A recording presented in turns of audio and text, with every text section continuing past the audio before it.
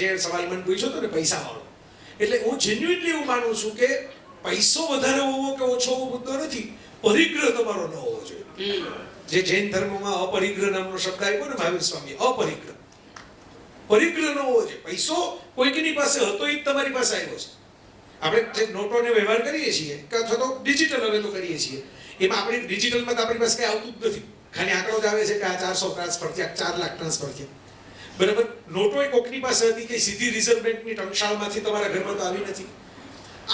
આ જે બની છે ને આ સ્ટોરી, આ પૈસા નામની વાર્તા, હું વાર્તા જ કહું છું કારણ કે એકચ્યુઅલ વાર્તા જ છે.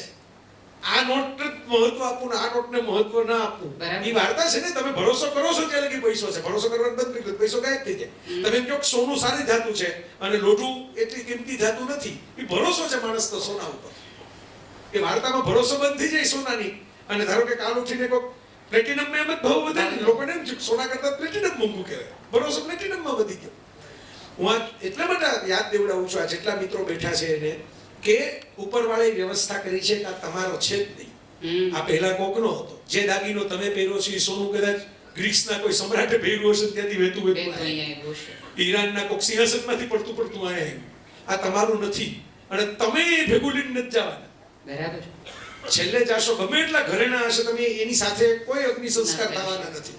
અને થાય તો એ કોઈ વીણી લેવાનું જ નથી, એ બળવાના નથી. બરાબર, એ ભેગું નથી જવાનું. એટલે હું જે જોઉં છું ને એની એક ચૈતન્ય, એક આધ્યાત્મિકતા જોઉં છું કે પૈસો વહેતો રાખો. આ પણ એક સમાજ સેવા છે.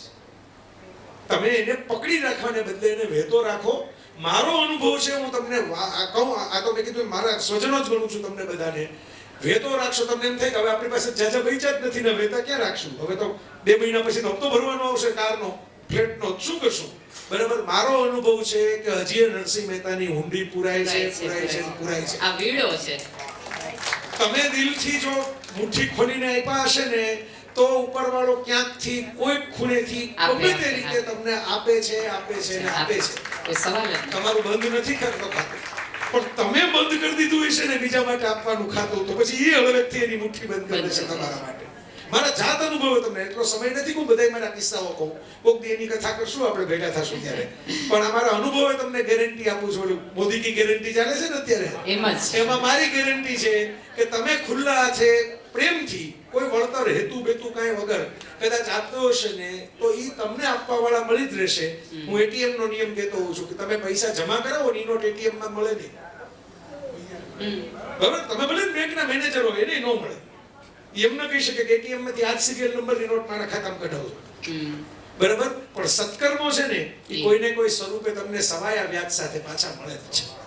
જો સત્કર્મ તરીકે કર્યા હોય તો, સોદાબાજી તરીકે કર્યા હોય તો નથી મળતા. અમારી